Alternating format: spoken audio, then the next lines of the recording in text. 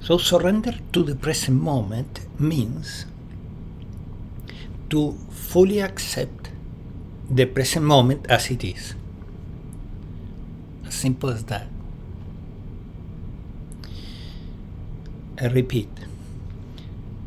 Surrendering to the present moment means to accept deeply and completely this moment as it is. And what happens when we do that? We relax. That's all. But that's not a small thing. Because we carry tension, physical and also psychological tension, in our mind-body system, usually all day long,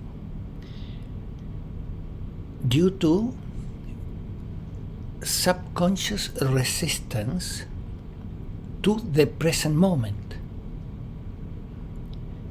So when you release that resistance, relaxation happens, mental and physical.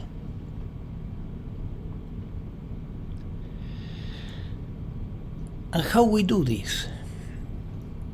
Well, in Advaita we are taught to use pointers, right? Very, very valuable method. So we use a pointer that points to our goal, which is to surrender to the present moment. And a good one is, it is what it is. It is what it is. This moment is what it is.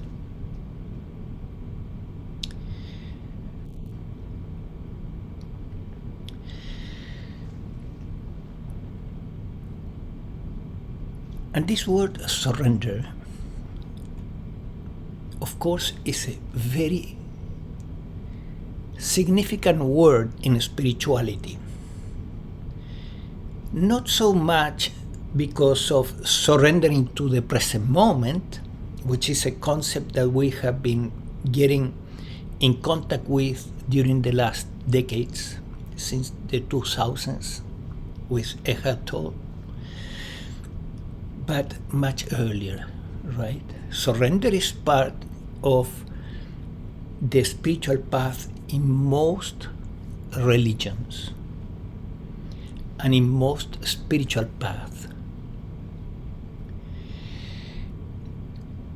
And of course, it can be presented in other ways. Surrender to the will of God. Is it different? Not necessarily, because if you look, for example, into the Christian scriptures, it says that everything happens by the will of God. Everything. So whatever is happening in the present moment is the will of God, no matter how small. Not one sparrow falls to the ground if it's not by the will of my Father, right? It's in the Bible, I think. So everything that happens according to Christianity and other main religions happens by the will of the divine. Therefore, by accepting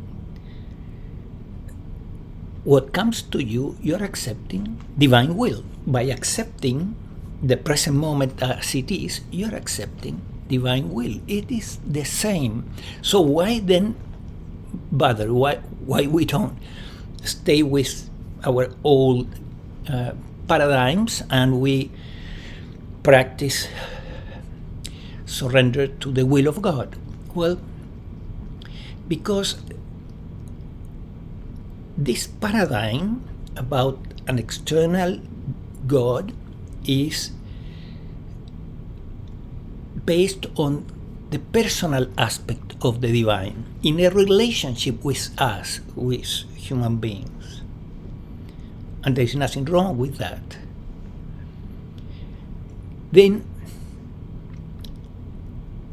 surrendering to the present moment is an impersonal approach. It does not need a personal God. You could say that God is the now, as it is. Or you could say the divine is the happening, because the now is in constant unfolding, and therefore this now is a happening, and that's the divine. So is any advantage to practice surrender towards a personal God or towards an impersonal God? It is a matter of taste, actually. It's what you prefer. Because these different spiritual paths are available because human beings, we have different temperaments, and we feel attracted to a particular path according to our temperament. If you're more a devotional person, a feeling person, you will likely feel more attracted towards a personal relationship with the divine. And if you are more intellectual, you may feel attracted to the impersonal aspect of the divine. So it has to do with temperament. Choose whatever you want, and therefore you choose accordingly. You choose the right pointer. It is what it is an impersonal pointer, pointing to surrendering to the present moment, accepting it deeply as it is. That's one option. The other option, for example, as thy will, a very nice pointer too, as thy will. It communicates that you are surrendering to what is arising in the moment and recognizing it as the will of God. So you choose.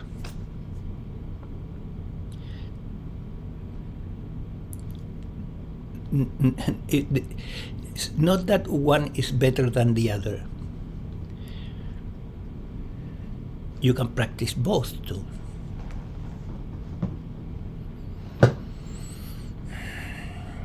If you want. Now, resistance to what is in the present moment has been, rightly so, defined as suffering. And in a way, the elimination of suffering is the goal of the spiritual path.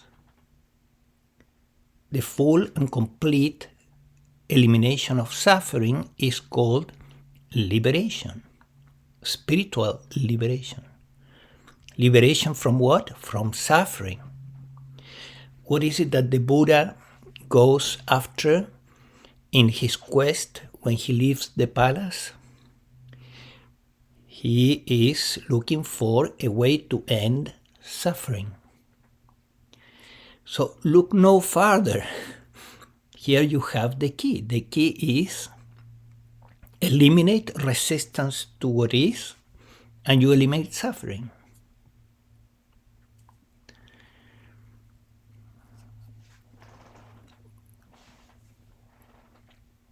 So this practice, surrendering to the present moment, is extremely liberating.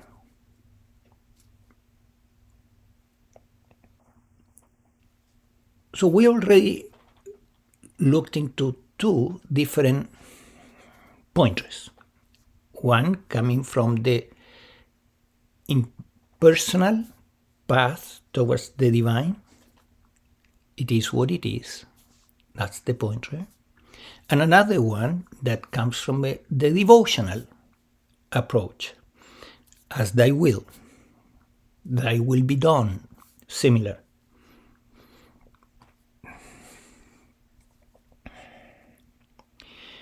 Is any other one? Yes, there are others, but these are the most precise, the shortest one. And when you use pointers, I recommend to look for short sentences. Another one is the word yes. You keep using the word yes to point to surrendering, to complete acceptance of the present moment. So you say internally, mentally, yes to what is arising. And then another one is, and this has been presented by a teacher, his name is Advaita, and is allow everything to be as it is. Beautiful. Yeah. So you tell yourself, I allow everything to be as it is. Or in an impersonal way, if you don't want to use the dirty word I, you say, everything is allowed to be as it is. Everything is allowed to be as it is.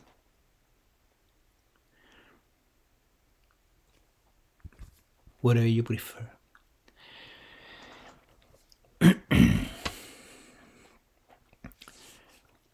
Now, keep in mind that we can create resistance not only to external events, we can create resistance to internal conditions in the mind-body organism.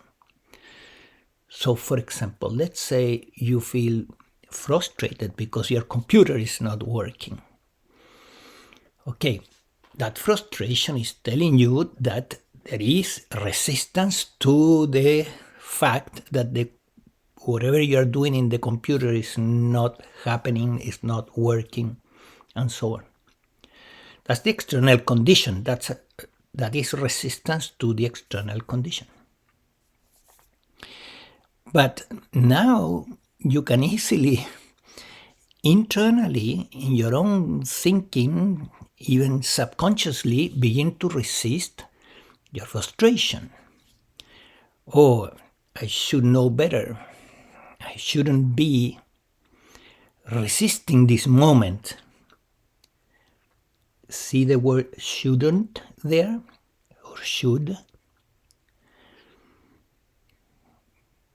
That is resistance to something internal, right? Which is the frustration in this case, the emotional response that happens when you cannot do in your computer what you want to do. So now you are in deeper troubles. You are resisting what is going on externally in your computer, and you are also resisting your feelings, your emotional response. So when you use a pointer,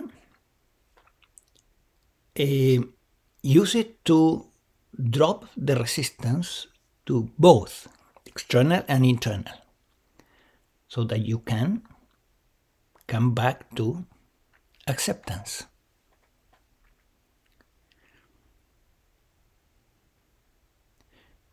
You drop the resistance to the frustration, you allow it to be as it is.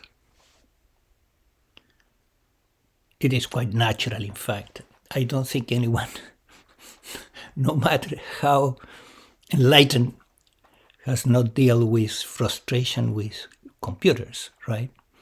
So when you see that feeling arising, keep in mind that you're not alone. Now, what am I doing now? I am, and with good reasons, normalizing the feeling, right? Your feeling is normal. Your frustration is normal. We all experience that. And normalizing in psychotherapy is a very powerful and simple intervention. When you normalize something that your client is experiencing, you may see this. I thought I was different. I thought there was something wrong with me. No, it's normal, it's normal.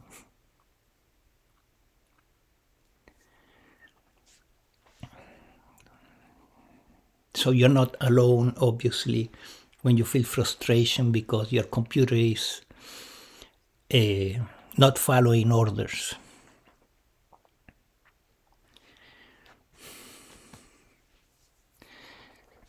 Now, a good question is this. Is any limit to this paradigm? The paradigm of accepting what is. Yes, there are limits. Every paradigm, no matter how powerful, every paradigm, spiritual paradigm, psychological paradigm, has limitations. It is embedded in the nature of paradigms. So, what are the limitations in this case? Well, pretty obvious. Let's take the case of addictions. A very common one, right? It comes the evening and you grab a glass of wine and you enjoy it, fine. Now the body's asking you a second one. It wants the buzz, right? So, are you going to go for the second one? Or you're going to say no? Yeah, and you're going to resist the urge. Well,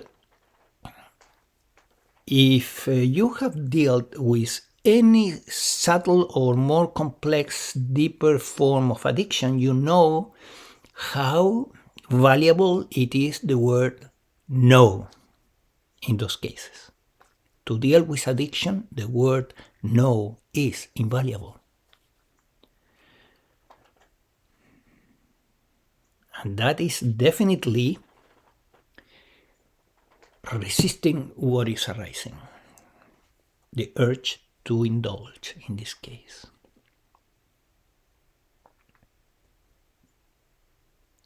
So every paradigm has limitations, and this accepting what is, surrendering to the present moment, evidently that also has limitations. Don't worry. Just know that despite the fact that the paradigm is extremely powerful and is helpful in an enormous amount of conditions and situations, there will be occasions where you will need to move to the opposite, in fact, and cultivate a strong no, an internal no that is so powerful that you can clean the mental challenges that are coming to you. For example, the drives for any addiction. Another case, you are in a relationship that is abusive, and then the other person is making a move that requires a very strong no to set proper limits. So there are situations, they don't arise every day, hopefully, but they are out there. Be careful. And between these two paradigms, accepting what is, surrendering to the present moment, and cultivating a powerful no for very specific situations, you practically have all that you need to go all the way to complete enlightenment. And this is obvious because if you look into the different traditions, in spirituality, you will see that most of them, they will point towards some form of surrender to God, to the divine, to spirit, to the present moment, as a way to complete your journey to enlightenment. It is also recognized in some spiritual paths that there are other ways to get to enlightenment, but the easiest is surrender. If you read I Am That by Nisargadatta Maharaj, he also says that in his book. He explains that the easiest path is surrender. So work at developing this muscle of surrendering to the present moment, and you will progress spiritually more than you can imagine. And to deal with addictions and setting limits, healthy limits to others and so on, for those specific situations, cultivate a strong no.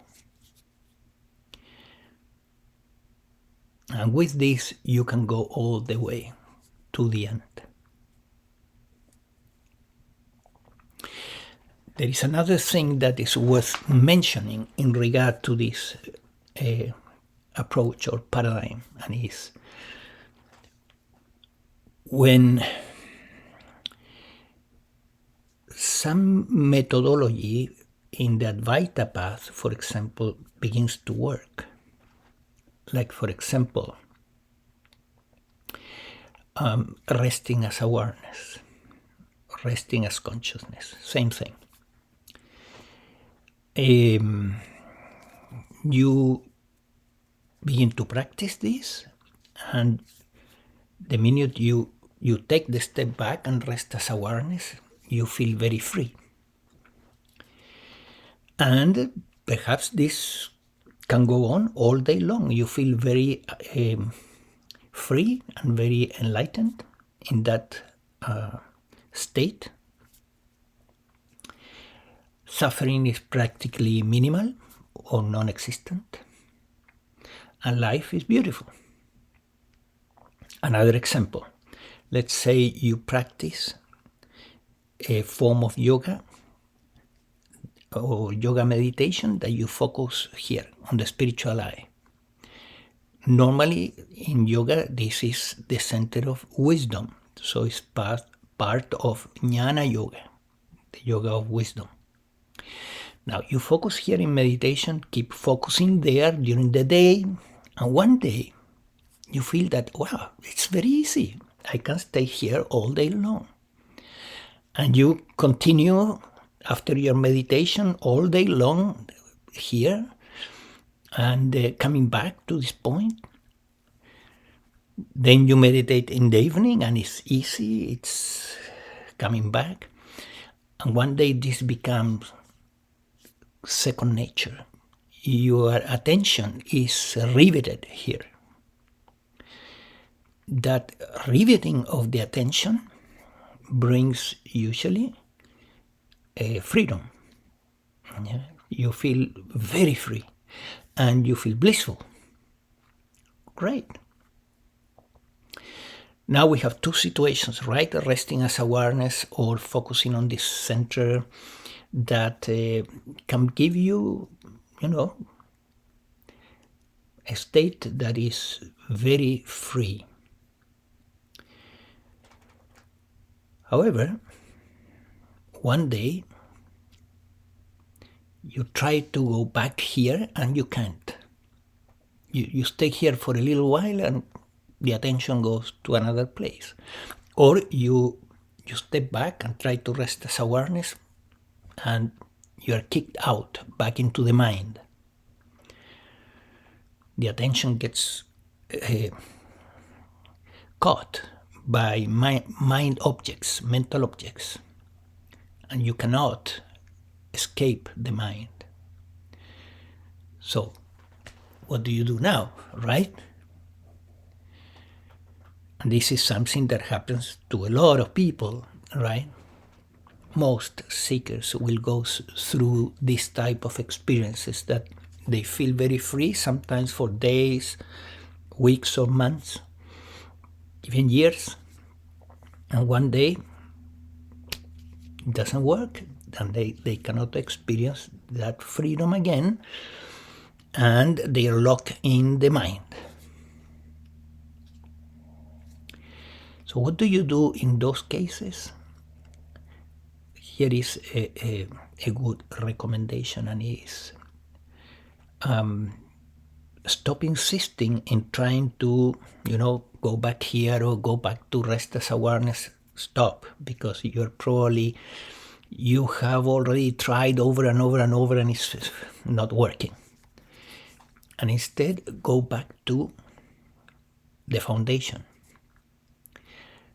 The foundation in the sense that it is the easiest, not superior or inferior, no hierarchies here. Any one of these methodologies can bring you to enlightenment, but you go back to the basics in the sense that it is the easiest. And the easiest is surrender to the present moment. So you go back there, right? Or to the will of God, as thy will.